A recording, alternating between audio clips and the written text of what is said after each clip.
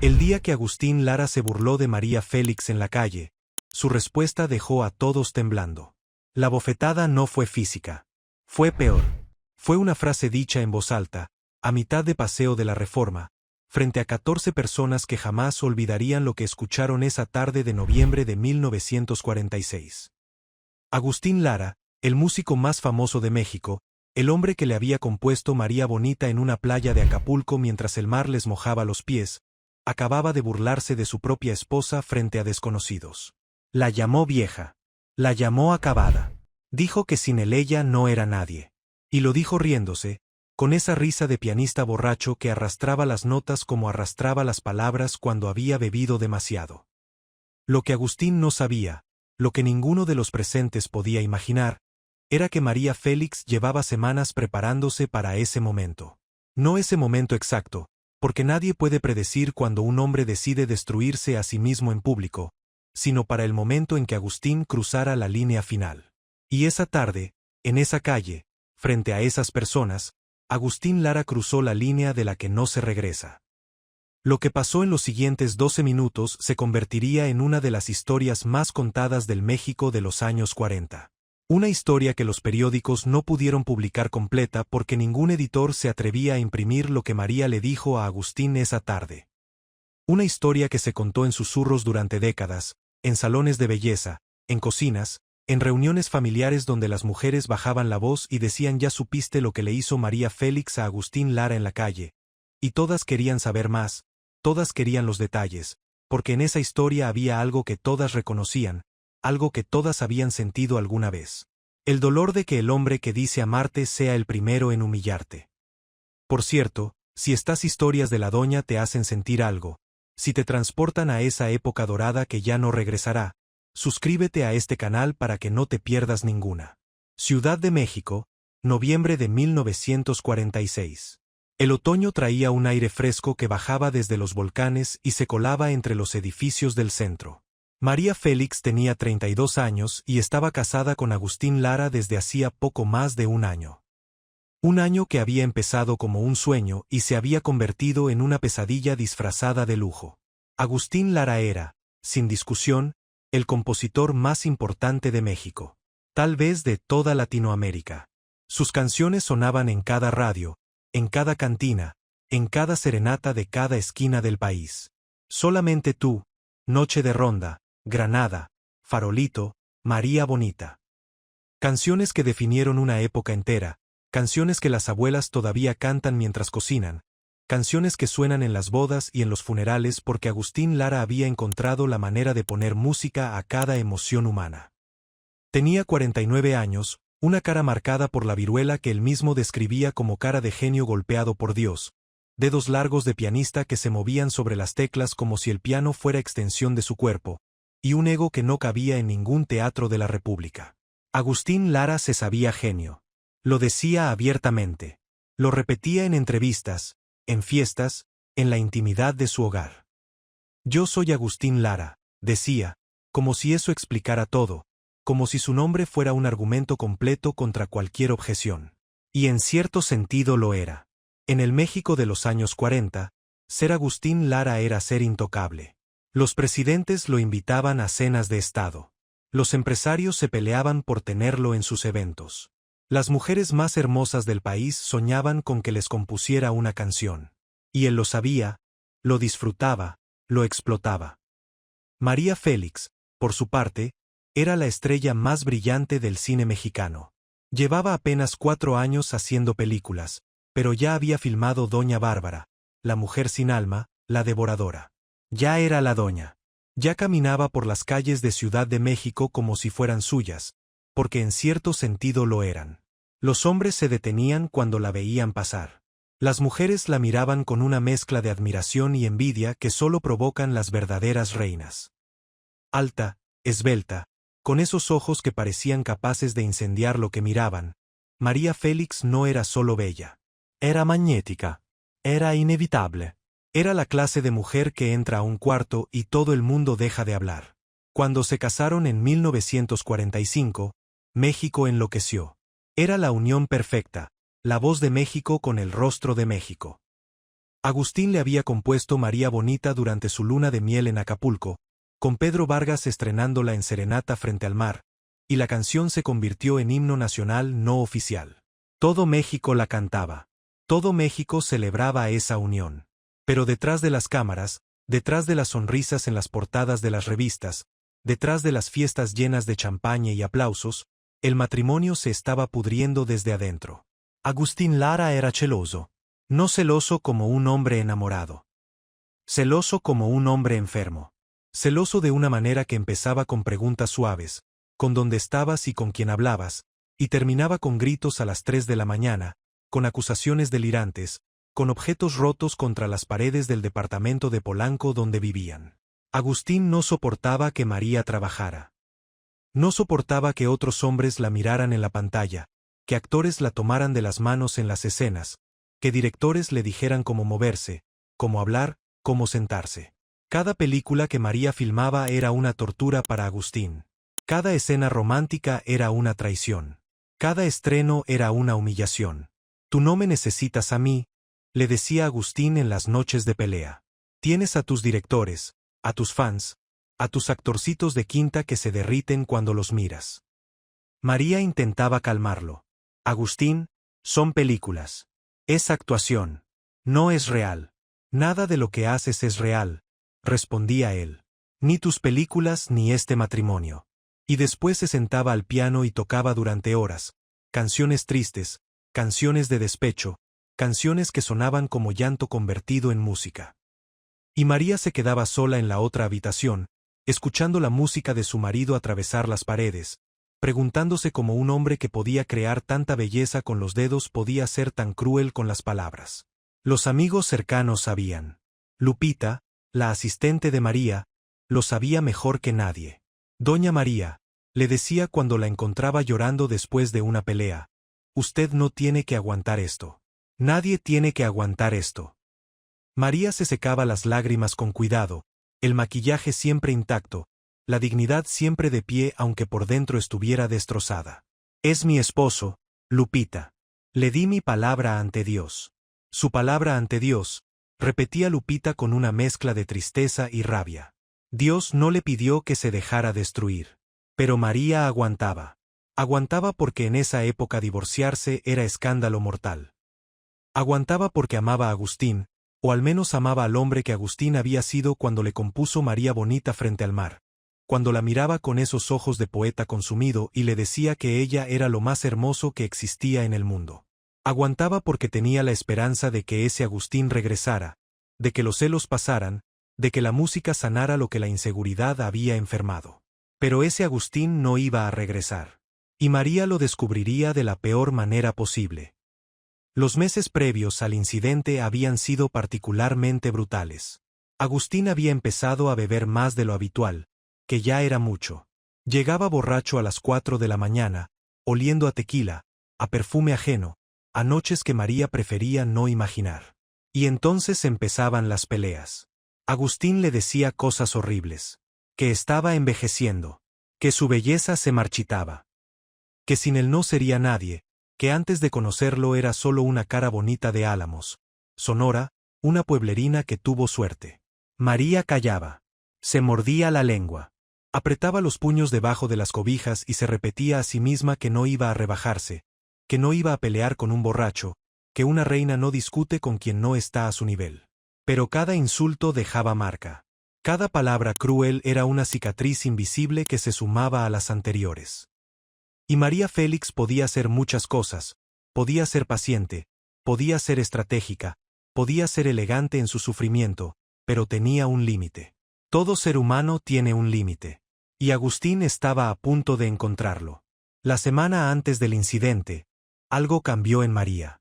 Lupita lo notó primero. Doña María ya no lloraba después de las peleas. Ya no se encerraba en su cuarto. Ya no miraba por la ventana con esos ojos perdidos que la hacían parecer una heroína trágica de sus propias películas. En lugar de eso, María estaba calmada. Demasiado calmada. Sonreía con una sonrisa que Lupita no le conocía, una sonrisa fría, calculada, como la sonrisa de un cirujano antes de operar. Señora, le dijo Lupita una mañana mientras le servía el café, Está muy tranquila. Me preocupa. María la miró por encima de la taza. Ya terminé de tener miedo, Lupita. Y la asistente sintió un escalofrío, porque conocía a María Félix desde hacía años y sabía que María sin miedo era la criatura más peligrosa de México. Si recuerdas esa época dorada del cine mexicano, si creciste escuchando las canciones de Agustín Lara en la radio de tu casa mientras tu madre cocinaba, entonces esta historia te va a tocar el corazón. Suscríbete para que sigas escuchando estas memorias que merecen ser contadas. Noviembre de 1946. Jueves por la tarde. María y Agustín salieron de una comida en el restaurante Ambassadors, uno de los lugares más exclusivos de la ciudad, ubicado sobre Paseo de la Reforma. Habían comido con un grupo de amigos, productores de cine, músicos, gente de la industria. Agustín había bebido. No estaba borracho todavía, pero tenía esa ebriedad peligrosa que lo hacía sentirse más ingenioso, más fuerte, más inmune a las consecuencias de lo que decía. Salieron a la calle. El aire de noviembre era fresco, el sol se estaba poniendo detrás de los edificios y las sombras de los árboles de Reforma se alargaban como dedos sobre la banqueta. El grupo caminaba junto, riendo, conversando. María iba del brazo de una amiga, la actriz Miroslava Stern, que había filmado con ella recientemente. Agustín iba adelante con tres hombres, un productor llamado Raúl de Anda, un periodista de nombre Víctor Velázquez y un músico joven del que nadie recuerda el nombre pero que esa noche se volvería testigo involuntario de la historia. Agustín estaba hablando en voz alta, como hacía siempre que había bebido. Su voz tenía esa resonancia de barítono que llenaba los espacios, que se imponía sobre el ruido de los autos y el murmullo de la calle. Estaba hablando de mujeres. No de cualquier mujer. De su mujer. Mi María, decía con esa sonrisa torcida que ponía cuando quería parecer encantador pero solo lograba parecer cruel. Mi María cree que es estrella. Cree que porque sale en películas es alguien. Raúl de Anda se rió, incómodo. Bueno, Agustín, es una de las actrices más grandes de México. Agustín agitó la mano como espantando una mosca. Actriz. Por favor. Yo la hice. Antes de mí era una carita bonita de pueblo. Yo le compuse María Bonita. Yo la puse en el mapa. Sin esa canción, nadie sabría quién es María Félix. El periodista Víctor Velázquez intercambió una mirada con Raúl de Anda. Ambos sabían que María caminaba apenas 3 metros detrás de ellos. Ambos sabían que ella podía escuchar cada palabra. Ambos sabían que Agustín estaba caminando hacia un precipicio. Y ninguno tuvo el valor de advertirle. Tal vez porque sabían que no serviría de nada. Tal vez porque querían ver qué pasaba. Tal vez porque en el fondo todos sabían que Agustín se merecía lo que le venía. Agustín continuó. Su voz se hizo más fuerte, más burlona, como si estuviera dando un monólogo en un teatro donde él era el único actor que importaba. Y ahora tiene 32 años. Los mejores ya pasaron. En este negocio las mujeres tienen fecha de caducidad, como la leche. 25 años, 28 máximo. Después de eso, si no tienen talento real, desaparecen. Río otra vez. Lo bueno es que me tiene a mí. Mientras yo le siga componiendo canciones, la gente la recordará. Pero el día que yo me canse, el día que decida componer para otra, María Félix se vuelve un recuerdo. Bonito, sí, pero recuerdo al fin. El silencio que siguió fue como el silencio antes de un terremoto. Esos segundos en los que el aire se pone denso, en los que los perros se inquietan, en los que algo dentro de ti sabe que lo que viene va a cambiar todo. Miroslava apretó el brazo de María. La miró con ojos suplicantes. María, no. Tjalo. Está borracho. No sabe lo que dice. María soltó el brazo de su amiga con suavidad, con esa calma aterradora que tenía cuando había tomado una decisión. Claro que sabe lo que dice, respondió María. Lleva meses diciéndolo. La diferencia es que hoy lo dijo en público. Y ahora yo también voy a responder en público. María caminó hacia adelante. Sus tacones repiqueteaban contra la banqueta con un ritmo preciso, medido, como los tambores antes de una ejecución. El grupo se detuvo. Agustín volteó. Cuando vio a María acercarse, su sonrisa se congeló a medias, como una nota mal tocada que se queda colgando en el aire. Ah, Mi María, dijo intentando sonar encantador. Estábamos hablando de ti. María se detuvo frente a él. Lo miró directamente a los ojos. En tacones era más alta que Agustín por varios centímetros, y esa diferencia de estatura en ese momento parecía abismal, como si ella lo mirara desde un trono y él estuviera arrodillado. Lo escuché, dijo María. Su voz era baja, controlada, cada sílaba perfectamente articulada. Escuché todo. Agustín sintió el peligro. Lo vio en los ojos de María, en la forma en que sus labios se curvaban ligeramente, en la rigidez de sus hombros debajo del abrigo de piel que llevaba. Pero el alcohol y el ego formaban una combinación letal que le impedía retroceder. María, no seas dramática. Estaba bromeando. ¿Bromeando? María levantó una ceja. Que yo soy una carita bonita de pueblo que tú hiciste. Que sin tu canción nadie sabría quién soy.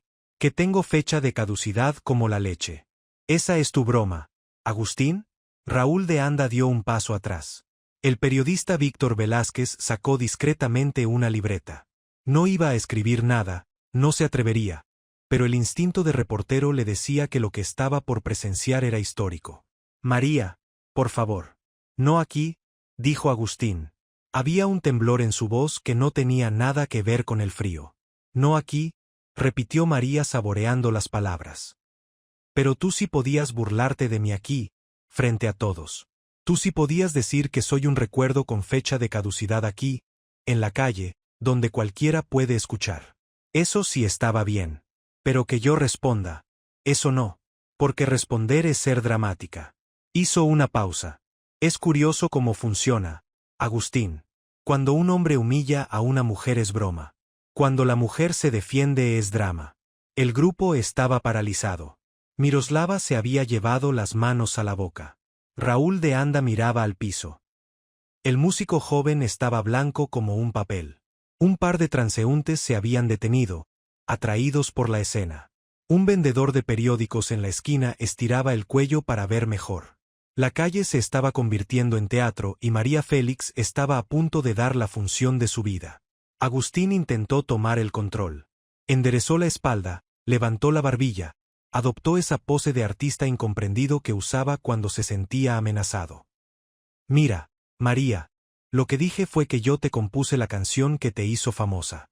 Eso es un hecho. No es una burla, es la verdad. Y en cuanto a tu edad, solo dije lo que todos saben.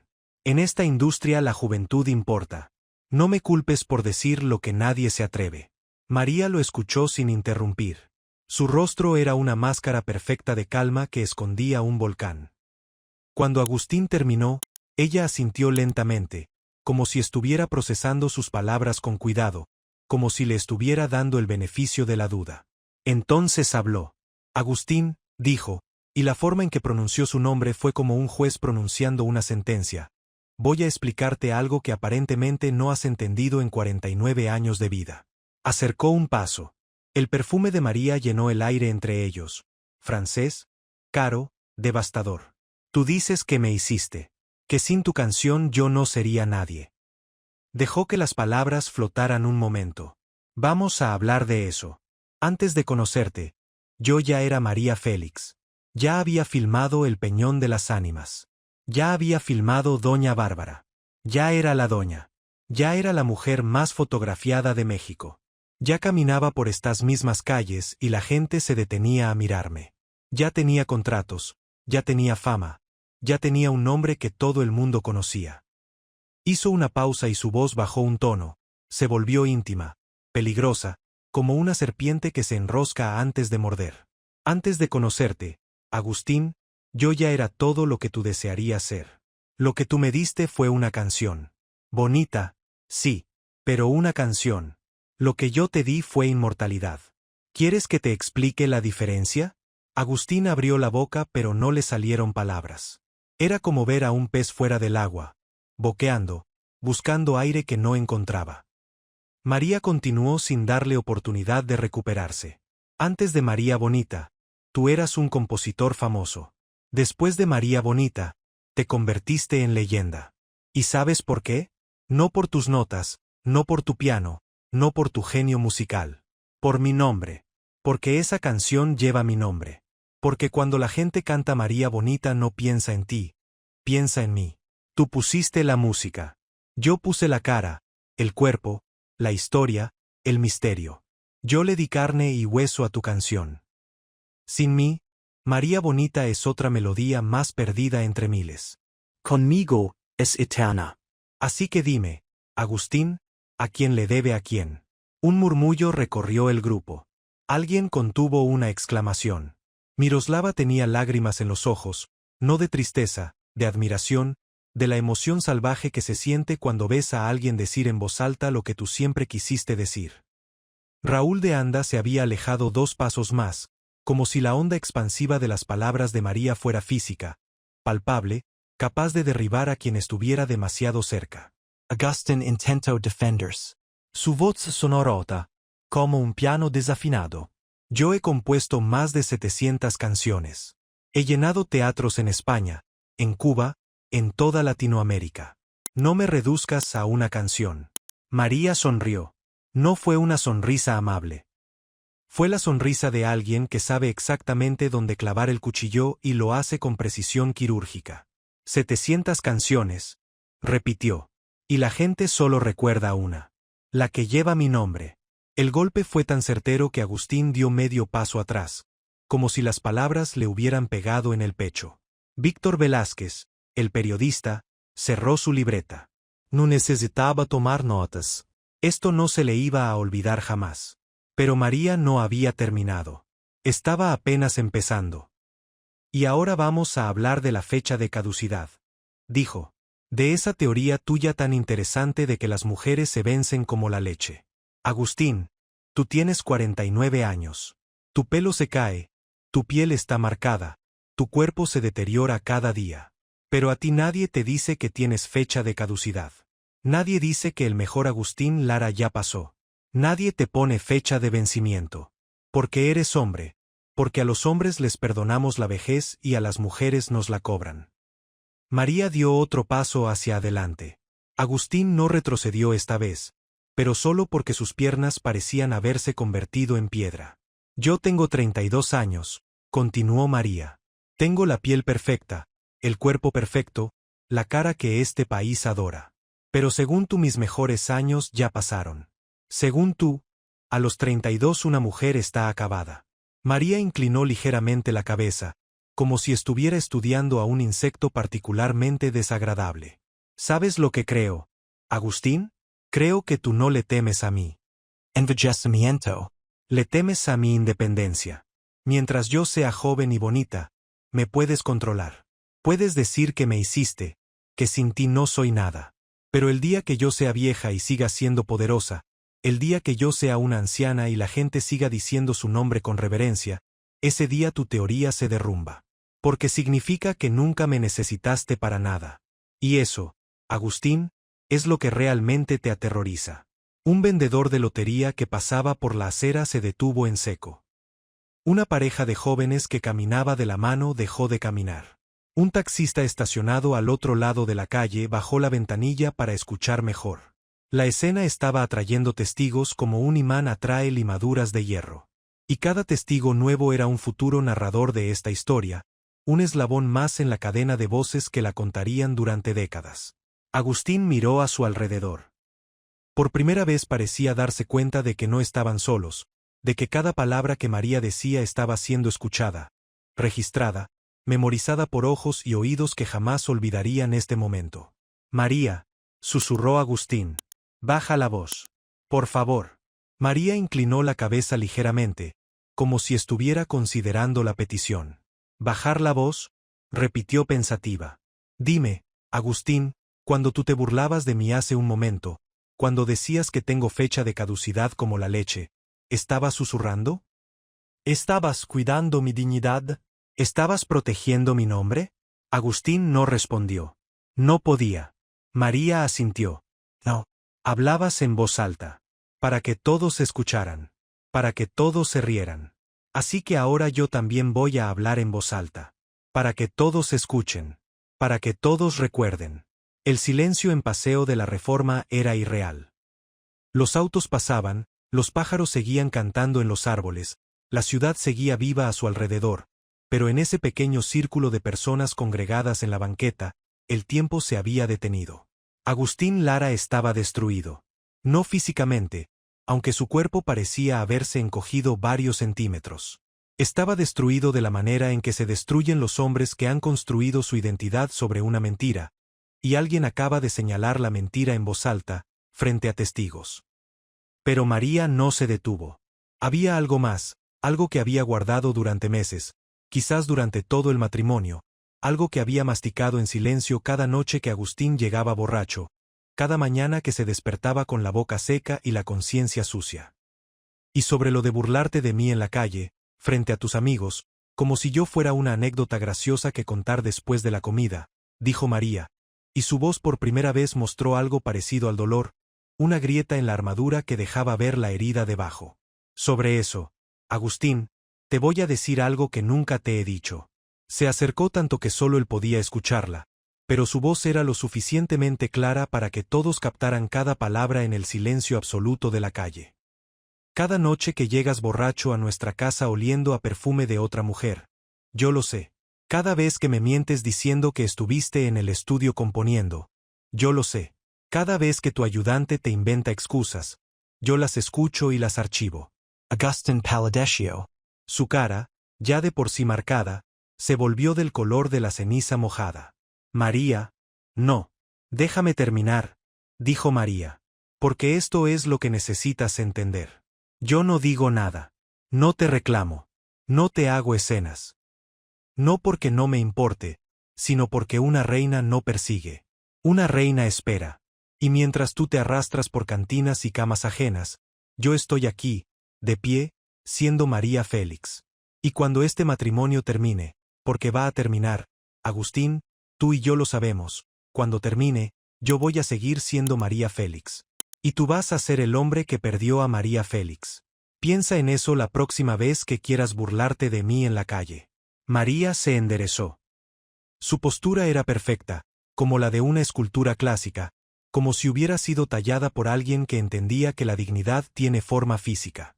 Miró a cada una de las personas presentes, una por una, con esos ojos que te hacían sentir completamente desnudo. Nadie le sostuvo la mirada. Ni Raúl de Anda, ni Víctor Velázquez, ni Miroslava, ni el músico joven cuyo nombre la historia olvidó. Nadie. Excepto Agustín. Agustín la miraba con la expresión de un hombre que acaba de recibir un diagnóstico terminal. No con sorpresa, porque en el fondo siempre supo que esto pasaría. Con resignación. Con la tristeza infinita de quien entiende que acaba de perder algo que nunca volverá a tener. María le dio la espalda. Caminó hacia la limusina que esperaba en la esquina. Sus tacones marcaban el ritmo sobre la banqueta como puntos finales de una sentencia ya dictada. En la puerta del auto se detuvo. Se giró una última vez.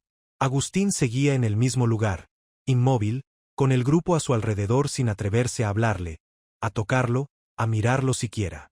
María le dijo una última cosa, la frase que todos los presentes recordarían para siempre, la frase que se contaría en salones de belleza y cocinas durante décadas, la frase que se convertiría en leyenda.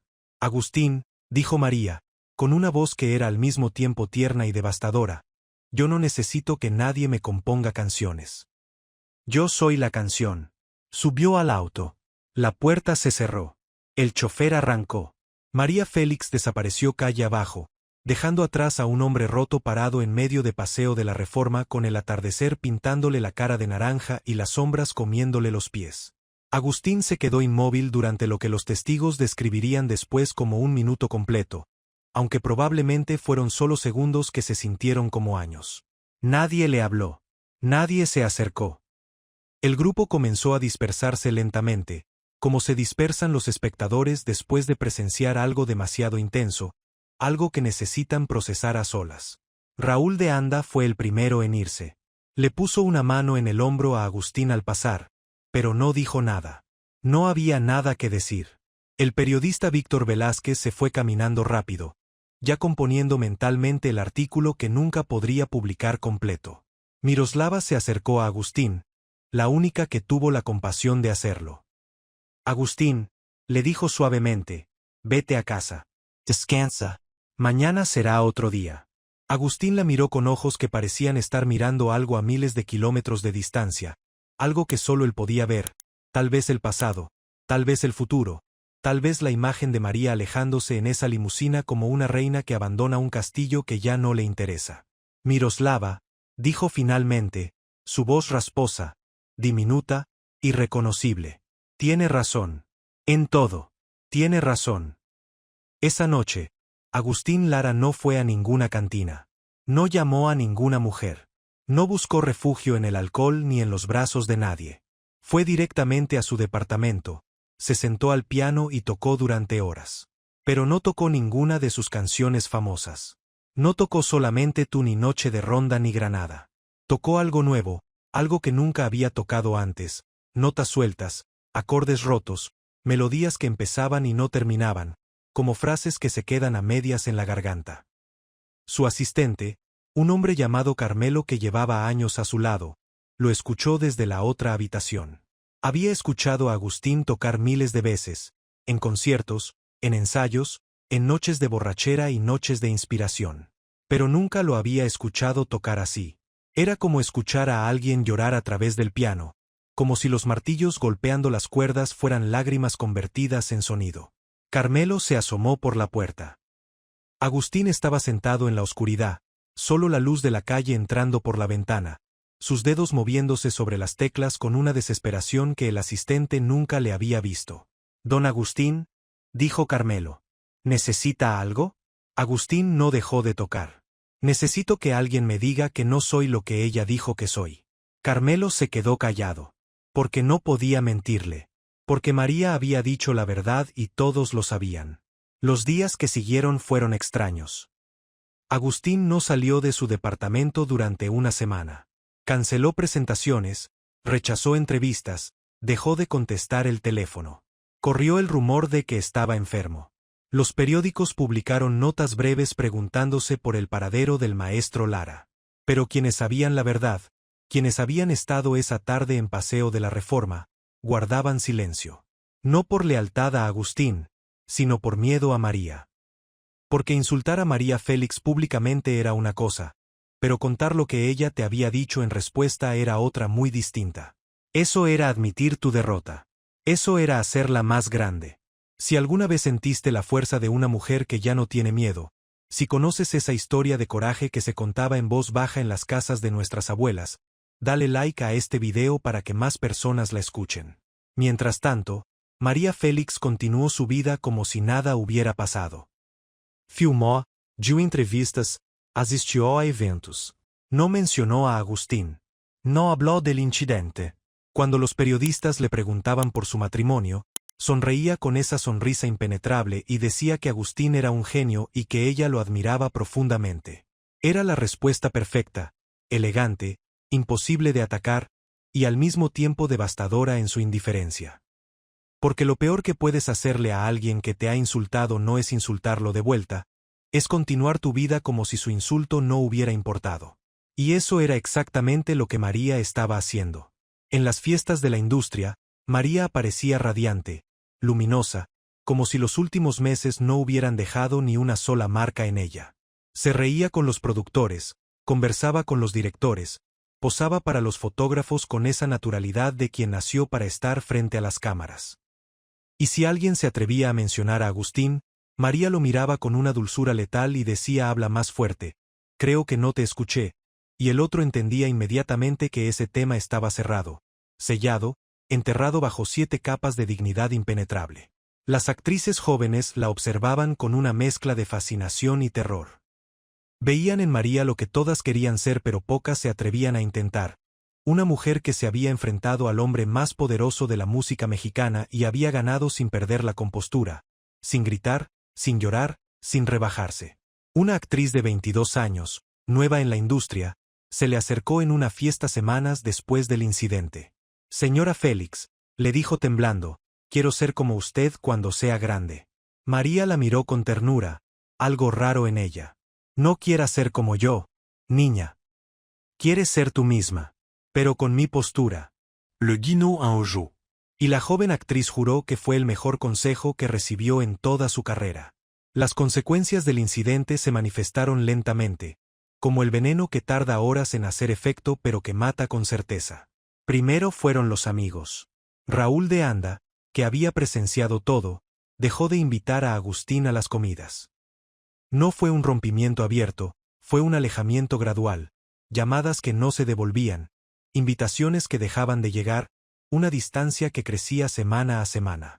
Víctor Velázquez, el periodista, publicó una columna críptica semanas después del incidente.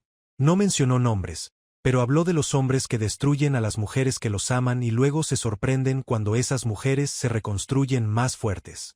Todo México supo de quién hablaba. Otros periodistas siguieron el hilo. Artículos sobre machismo en la industria del entretenimiento, sobre compositores que creían ser dueños de sus musas, sobre mujeres que empezaban a cansarse de sonreír mientras las humillaban. María Félix nunca fue mencionada directamente, pero su sombra estaba detrás de cada línea. En la industria musical, los colegas de Agustín empezaron a tomar distancia.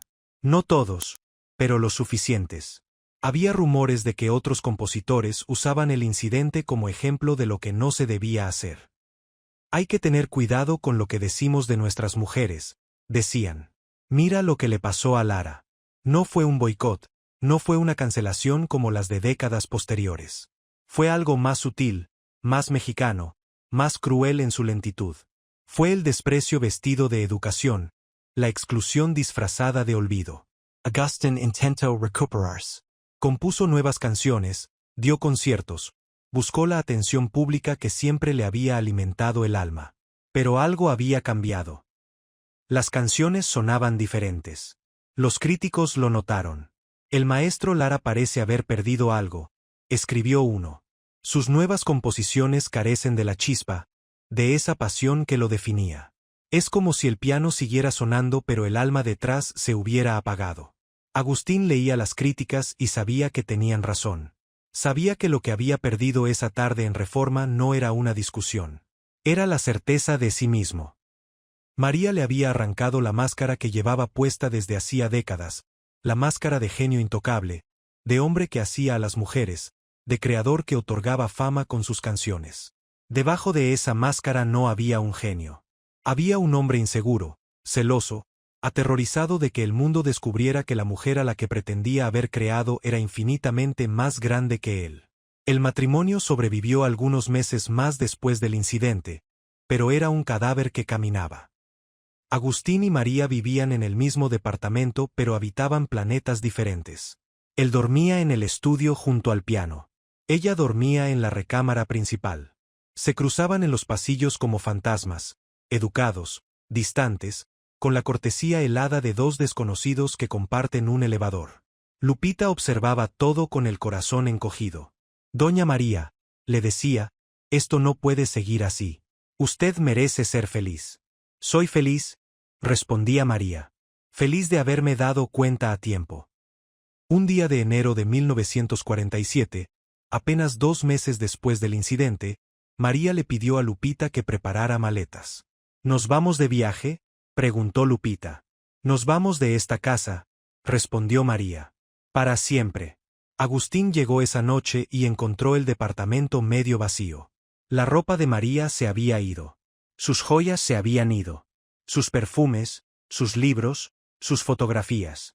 Todo lo que era María había desaparecido. Solo quedaba su ausencia, que paradójicamente era más presente, más pesada, más demoledora que su presencia. Sobre la tapa del piano, María había dejado una nota. 6 palabras. Gracias por la canción. Fui bonita. Agustín leyó la nota 3 veces. La 4ª vez lloró. No lloraba por perder a María, porque en el fondo sabía que nunca la había tenido realmente. Lloraba por entender, finalmente, demasiado tarde, que María Félix no era algo que se pudiera poseer, ni crear, ni controlar. Era una fuerza de la naturaleza. Y las fuerzas de la naturaleza no pertenecen a nadie.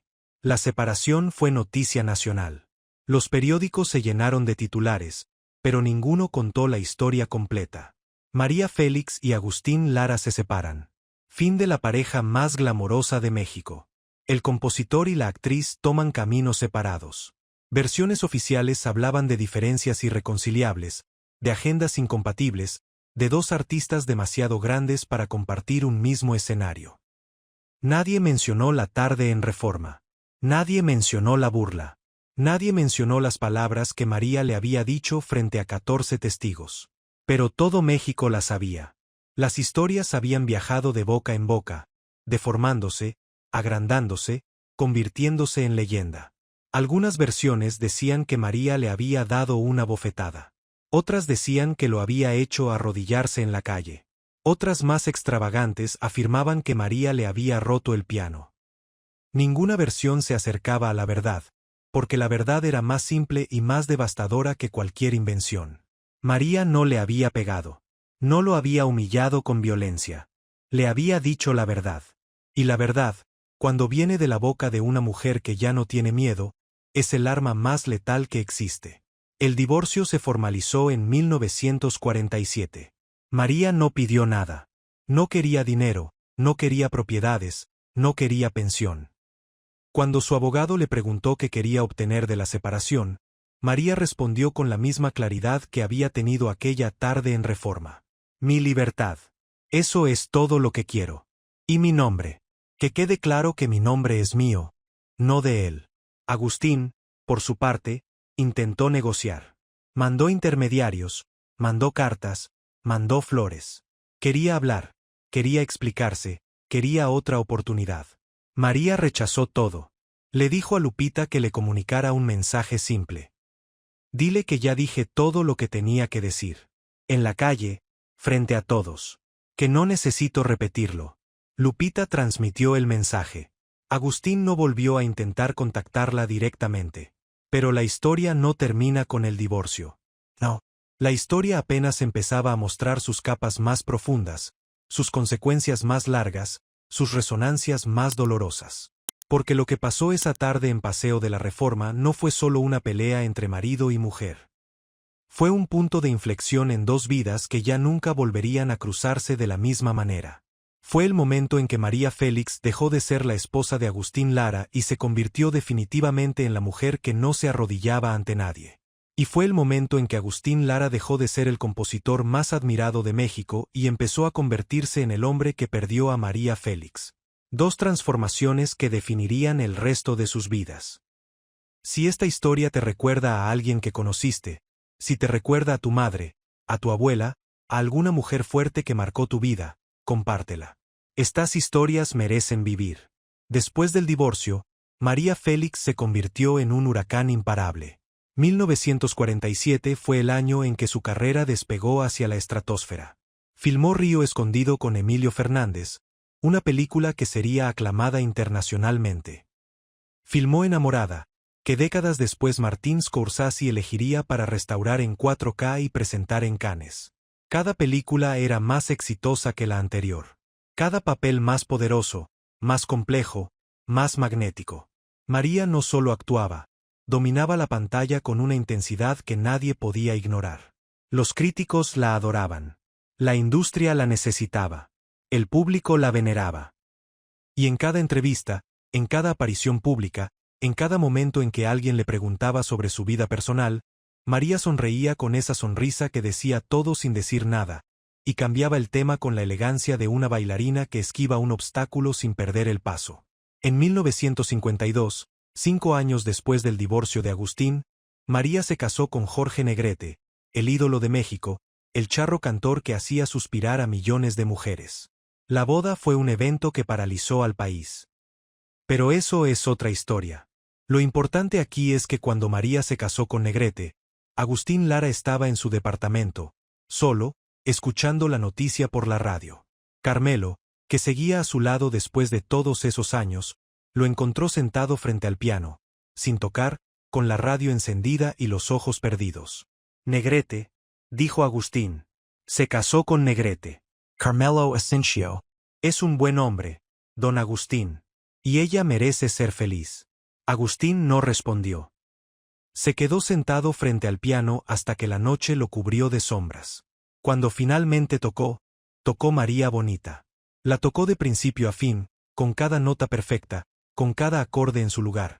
Pero al terminar, Carmelo juró que había escuchado al maestro susurrar algo que sonaba como perdóname. Los años pasaron. María Félix se fue a Europa. Filmó con Jean Renoir en Francia. Se codeó con Cocteau, con Picasso, con la aristocracia parisina que la adoptó como una de las suyas. Se casó con el banquero francés Alexander Berger. Vivió en hoteles de lujo, usó vestidos de Dior y Givenchy, mandó fabricar joyas en Cartier que hoy se exhiben en museos. Se convirtió en un fenómeno internacional, en una de las mujeres más fotografiadas del mundo, en un nombre que se pronunciaba con reverencia en 4 idiomas. Mientras tanto, Agustín Lara seguía en México. Seguía componiendo, seguía tocando, seguía siendo reconocido como un maestro. Pero algo en él se había apagado aquella tarde de noviembre de 1946 y nunca se había vuelto a encender. Las nuevas canciones eran correctas, técnicamente impecables, pero carecían de ese fuego que había definido sus obras maestras. Como si el mejor Agustín Lara hubiera muerto en esa banqueta de paseo de la Reforma y lo que quedaba fuera una copia funcional pero sin alma. En 1960, un periodista español entrevistó a María Félix en París. Hablaron de cine, de moda, de Europa, de México. Al final, el periodista mencionó a Agustín Lara. Señora Félix, usted fue esposa de uno de los compositores más importantes del siglo. ¿Cómo definiría su relación con Agustín Lara? María encendió un cigarrillo, exhaló el humo lentamente, como si estuviera buscando las palabras exactas entre las volutas. Agustín Lara fue un genio, dijo finalmente. Un genio del piano y un idiota del corazón. Me amó de la única manera que sabía amar, poseyéndome. Y yo no soy un objeto que se posee. Soy una mujer que se elige. Hay una diferencia. ¿Se arrepiente de algo? ¿De haberlo amado? No. ¿De haberme quedado tanto tiempo? Sí. Pero una aprende. ¿Y si pudiera cambiar algo de esa relación? María lo pensó un momento. Le enseñaría a ver. ¿A ver qué? A ver que no hacía falta competir conmigo. Que podíamos haber sido 2 soles en el mismo cielo. Pero él insistió en que yo fuera su luna, un reflejo de su luz, y eso nunca iba a funcionar. Porque yo no reflejo la luz de nadie. Yo brillo sola. En 1970, Agustín Lara murió. Tenía 73 años. Su muerte fue noticia mundial. Los homenajes llenaron periódicos, radios, televisiones. México lloró a su músico más grande. El funeral fue multitudinario. Miles de personas despidieron al maestro. Se tocaron sus canciones en cada rincón del país. María Bonita sonó en radios de todo el continente. María Félix no asistió al funeral. Estaba en París cuando recibió la noticia. Lupita se la comunicó por teléfono. Doña María, el maestro Lara ha fallecido. María guardó silencio durante varios segundos. Después dijo algo que Lupita nunca olvidó. Pobre Agustín. Tenía tanto talento y tanto miedo. El talento lo hizo grande. El miedo lo hizo cruel. Y esa fue la oración fúnebre más honesta que Agustín Lara recibió jamás. Pero aquí viene la parte de esta historia que casi nadie conoce, el detalle que los testigos directos guardaron durante décadas y que solo salió a la luz mucho después, cuando los protagonistas ya no podían desmentirlo ni confirmarlo. 3 semanas después de la muerte de Agustín, su asistente Carmelo estaba limpiando el departamento del compositor, ese departamento que había sido testigo de tantas noches de música y soledad. En un cajón del escritorio, debajo de partituras viejas y cartas de admiradoras, encontró un sobre amarillento, sellado, sin remitente. Adentro había una partitura manuscrita. Carmelo la reconoció de inmediato. Era la letra de Agustín, esa caligrafía inconfundible de músico que escribía notas como si fueran poemas. La partitura se titulaba La que no se arrodilla. Era una canción que Carmelo nunca había escuchado. Nunca en todos los años que llevaba junto a Agustín, que eran más de 2 décadas. La leyó completa. Era una canción sobre una mujer que destruye a un hombre con la verdad. Sobre un hombre que pierde todo por no saber amar sin poseer. Sobre una tarde en una calle donde una voz de mujer dice palabras que duelen más que cuchillos porque son verdaderas. Cada estrofa era una confesión. Cada verso era una disculpa. La canción terminaba con una línea que hizo llorar a Carmelo, un hombre que había visto llorar a Agustín cientos de veces y nunca había llorado él mismo. Carmelo llamó a un musicólogo de confianza, un profesor de la Universidad Nacional que había estudiado la obra de Lara durante años. Le mostró la partitura. El musicólogo se quedó en silencio largos minutos después de leerla. «Es extraordinaria», dijo finalmente con la voz quebrada. «Es probablemente lo más honesto que Lara escribió en su vida». ¿Sabe para quién era? Carmelo Asencio. Para ella.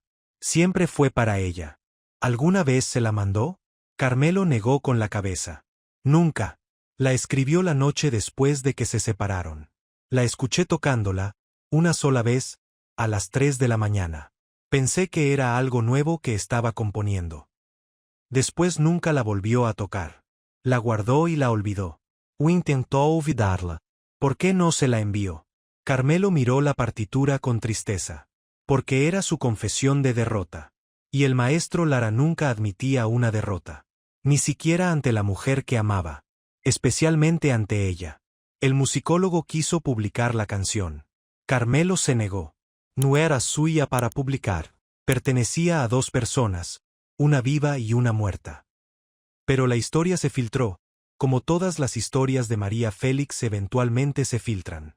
Meses después de la muerte de Agustín, un periodista publicó un artículo mencionando la existencia de una canción inédita dedicada a María Félix, escrita después de su separación. No incluyó la letra, ni la melodía, solo la mención de su existencia. El artículo llegó a París. Llegó a manos de María. «Lupita», dijo María después de leerlo, «necesito que me consigas esa partitura». Lupita movió cielo y tierra. Contactó a Carmelo, que inicialmente se negó. Pero Lupita era persuasiva cuando María le daba una orden. Y finalmente Carmelo accedió a enviar una copia. No el original, que guardó como reliquia, sino una copia fotostática que llegó a París en un sobrecertificado 3 semanas después. María la recibió una mañana de invierno. Lupita la dejó sola en su habitación del Hotel George V. No supo cuánto tiempo pasó María leyendo esa partitura. Fueron horas. Cuando Lupita finalmente se atrevió a entrar, encontró a María sentada junto a la ventana con la partitura en el regazo y los ojos rojos. Era lo único que no le había dicho nunca, susurró María. Que sabía que yo tenía razón. Que sabía que él estaba equivocado. Que sabía que me amaba mal pero no sabía amar de otra manera. Hizo una pausa larga, mirando la lluvia parisina caer sobre los techos grises. Pobre Agustín, Repicio. Pudo haber sido tan diferente. Pudimos haber sido tan felices. Lupita se acercó. «Doña María, ¿está bien?» María se limpió los ojos con el dorso de la mano, un gesto que Lupita casi nunca le veía, un gesto humano, imperfecto, despojado de la elegancia habitual. «Estoy bien, Lupita. Estoy triste, pero estoy bien. Hay una diferencia». «¿Cuál?» Triste es sentir. Mal es dejar que el sentimiento te destruya. Yo siento, pero no me destruyo. María guardó la partitura en una caja junto con otros recuerdos de su vida con Agustín. La alianza de bodas que nunca devolvió. Una fotografía de la luna de miel en Acapulco, los dos sonriendo frente al mar, jóvenes, hermosos, ignorantes del dolor que vendría. Y la nota que ella misma le había dejado sobre el piano. «Gracias por la canción. Fui bonita». Agustín había guardado la nota durante años y Carmelo se la había devuelto junto con la partitura. 2 notas. 2 despedidas. 2 maneras de decir adiós sin decir la palabra. Porque ninguno de los dos dijo nunca adiós. Ni esa tarde en Reforma, ni cuando María se fue del departamento, ni en toda la vida que les quedó por vivir separados. Adiós era una palabra demasiado pequeña para lo que habían sido. La canción La que no se arrodilla nunca se grabó oficialmente. Nunca se tocó en concierto. Nunca se escuchó en radio. Existía solo como partitura, como fantasma musical, como la prueba escrita de que Agustín Lara había entendido todo demasiado tarde. Décadas después, en 1998, un nieto de Carmelo encontró la partitura original entre las posesiones de su abuelo ya fallecido. La donó a un archivo musical de la UNAM, donde un investigador la estudió y la proclamó una de las composiciones más significativas de Lara, precisamente porque era la más personal, la más vulnerable, la más desnuda de artificio. Cuando le preguntaron a María Félix sobre la canción en una de sus últimas entrevistas, en el año 2001, Un año antes de morir, ella sonrió con una sonrisa diferente a todas las que le habían visto, una sonrisa sin ironía, sin defensa, sin armadura. Una sonrisa que era simplemente triste. Agustín me amó mal, dijo, pero me amó verdaderamente. Y eso es más de lo que muchas mujeres pueden decir. El problema no fue el amor. El problema fue que él creía que amar significaba poseer. Y poseer significaba controlar. Y controlar significaba humillar cuando sentía que perdía el control. Y yo nunca iba a ser controlada por nadie. El entrevistador le preguntó si lo perdonaba. María lo pensó largamente. Lo perdoné el día que me fui, respondió. No por él, por mí. Cargar rencor es como tomar veneno esperando que el otro muera. Yo no tomo veneno. Yo tomo champaña. Río suavemente. Pero no olvido. Nunca olvido. Y esa tarde en la calle, esa tarde que todos recuerdan y nadie cuenta igual, esa tarde fue necesaria. No para destruirlo, sino para liberarme. Cada palabra que le dije era una cadena que me quitaba de encima. Y cuando terminé, cuando caminé hacia mi auto, era libre. Por primera vez en un año era completamente libre. Eso valió más que cualquier canción. María Félix murió el 8 de abril de 2002, el día de su cumpleaños número 88, mientras dormía en su casa de la colonia Polanco en Ciudad de México. Su funeral fue un evento nacional. Miles de personas, cámaras de todo el mundo. La enterraron con sus joyas favoritas, con fotografías de sus películas, con cartas de admiradores. Y entre sus posesiones más personales, las que solo Lupita conocía, estaba la copia de esa partitura. La que no se arrodilla. La canción que Agustín Lara escribió para la mujer que lo destruyó con la verdad y a la que nunca dejó de amar. Si creciste escuchando María Bonita en la voz de tu madre o de tu abuela, si esa canción te transporta a una época que ya no existe pero que sigue viva en tu corazón, suscríbete a este canal. Aquí honramos esos recuerdos. Aquí esas voces siguen sonando. Hay un último detalle de esta historia que cambia todo. Un detalle que solo se supo muchos años después del incidente, cuando los protagonistas ya no estaban y los testigos ya no tenían razón para guardar silencio. Miroslava Stern, la amiga de María que presenció todo esa tarde en Paseo de la Reforma, le contó algo a una amiga cercana meses antes de su propia muerte en 1955. La amiga lo guardó en secreto durante décadas, hasta que finalmente lo compartió con un historiador del cine mexicano en los años 90. Lo que Miroslava contó fue esto. Después de que María subió a la limusina esa tarde, después de que la puerta se cerró y el auto empezó a moverse, Miroslava corrió a alcanzarla. Golpeó la ventanilla. María bajó el vidrio. Miroslava le tomó la mano. María, eso fue increíble. Fue lo más valiente que he visto. María la miró.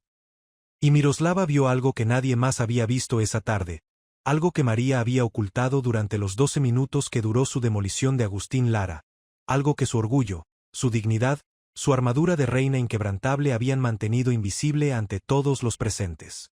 María estaba llorando. No eran lágrimas dramáticas, no era llanto de telenovela. Eran lágrimas silenciosas que corrían por sus mejillas perfectas sin que un solo músculo de su cara se moviera, sin que su expresión cambiara, sin que su postura se debilitara. Lloraba con los ojos abiertos, mirando a Miroslava, con una dignidad que era casi insoportable de presenciar. María, susurró Miroslava, estás llorando. María no se limpió las lágrimas. Las dejó caer. Todo lo que le dije era verdad, dijo su voz completamente firme a pesar de las lágrimas. Cada palabra era verdad. Pero eso no significa que no duela.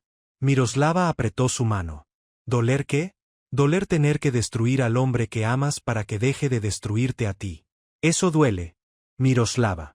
Duele más de lo que imaginas. El auto arrancó. Miroslava se quedó en la acera, viendo la limusina alejarse, con la imagen de María Félix llorando en silencio grabada para siempre en su memoria. Y eso es lo que Miroslava contó. Eso es lo que cambió la historia. Porque durante décadas la gente contó esta historia como la historia de una mujer poderosa que destruyó a un hombre débil. La historia de una reina que aplastó a un músico borracho. La historia de una victoria total, absoluta, sin fisuras. Pero la verdad era más compleja, más humana, más dolorosa. La verdad era que María Félix no disfrutó ni un segundo de lo que hizo esa tarde. No fue una victoria. Fue una amputación. Fue cortarse un brazo gangrenado para salvar el cuerpo.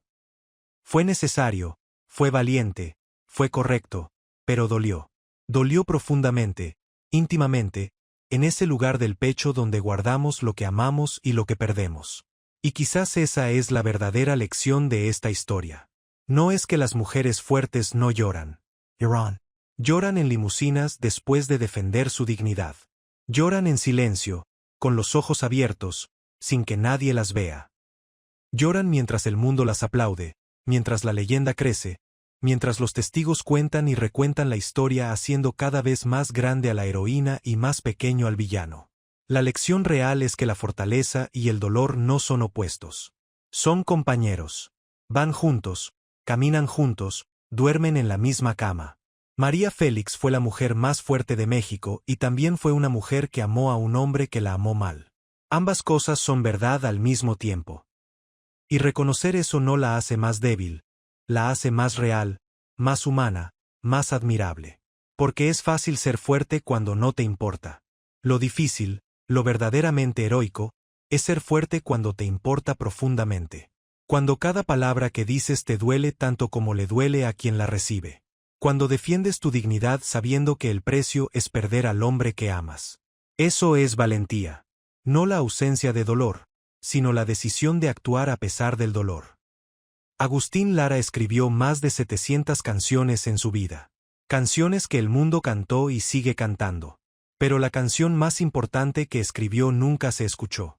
La que no se arrodilla, la canción para la mujer que lo destruyó con la verdad, quedó encerrada en un cajón durante décadas, como una carta de amor que nunca se envió, como un perdón que nunca se pidió en voz alta, como la admisión silenciosa de que María tenía razón en todo. Cada nota de esa canción era una disculpa. Cada acorde era un arrepentimiento. Cada silencio entre las notas era todo lo que Agustín quiso decir y nunca dijo. Y no era ni compasión ni culpa. Era algo más complejo, algo que solo quienes habían vivido un amor grande y roto podían entender. María Félix había amado a Agustín Lara con la intensidad con la que hacía todo, sin medias tintas, sin reservas, con toda su alma volcada en un hombre que no supo qué hacer con semejante regalo. Y cuando tuvo que destruirlo para salvarse, lo hizo con la misma intensidad. Pero el amor, incluso cuando se termina, deja un residuo que no se limpia con años ni con distancia ni con todas las joyas de Cartier del mundo. Ese residuo era la partitura. Ese residuo era el recuerdo de una playa en Acapulco donde un hombre flaco y feo le compuso la canción más hermosa del mundo mientras el sol se ponía y el futuro parecía infinito. Ese residuo era la certeza de que Agustín, con todos sus defectos, con todos sus celos, con toda su crueldad de hombre inseguro, había sido capaz de crear belleza absoluta. Y esa belleza merecía ser recordada, aunque el hombre que la creó no hubiera merecido a la mujer que la inspiró. María guardó esa partitura hasta el día de su muerte, junto a la alianza de bodas y la fotografía de Acapulco, no como trofeo sino como recordatorio de que incluso las relaciones que terminan en cenizas alguna vez fueron fuego. Fuego real, fuego que quema, fuego que ilumina y destruye al mismo tiempo.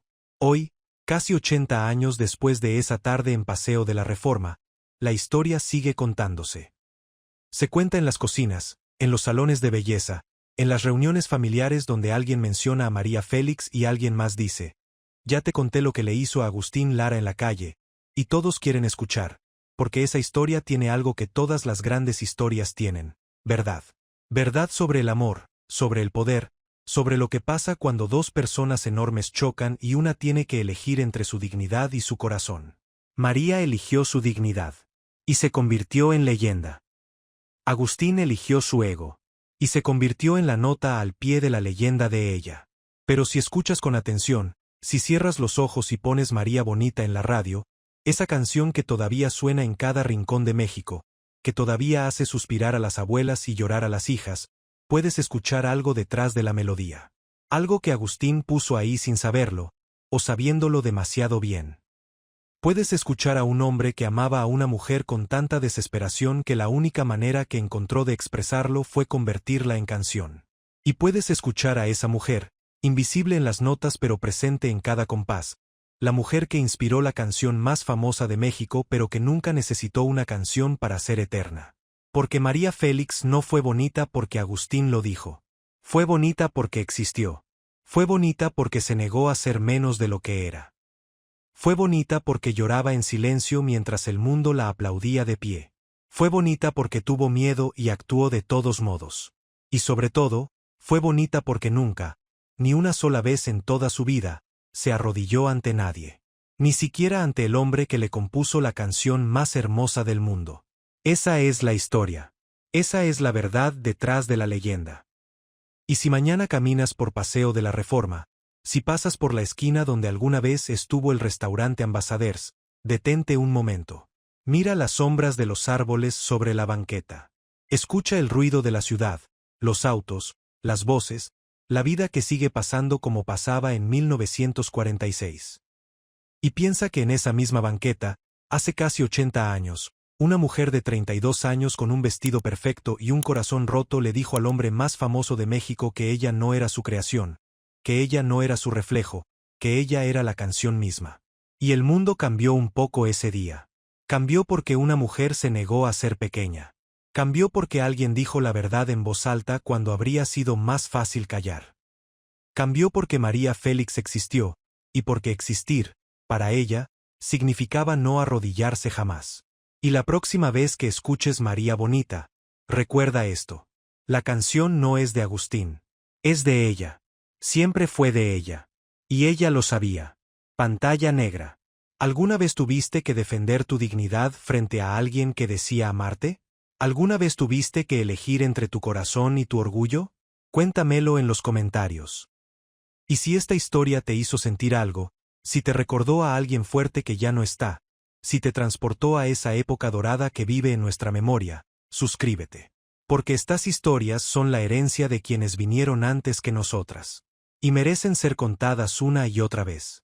Las leyendas no mueren. Solo esperan que alguien las cuente de nuevo.